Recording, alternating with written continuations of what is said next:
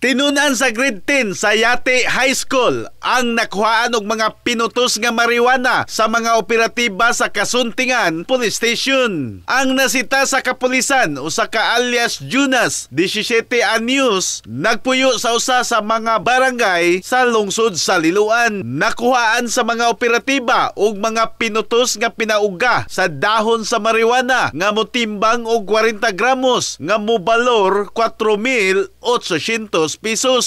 Sa gihimo nga operasyon ni Police Major Eric Ginguyon og Team Leader Police Master Sergeant Wilkins Henricuso sa Kasuntingan Police Station sa Mandawi City Police Office. Ang minor de edad na turnover na sa MSWD sa lungsod sa Liloan, samtang ang kapulisan sa Kasuntingan Police Station muhimo pa og dugang investigasyon bahin nini. In the heart of changing lives, ako si Brigada Alan Tangkawan sa 90.7 Brigada News FM Cebu, the Music and News Authority.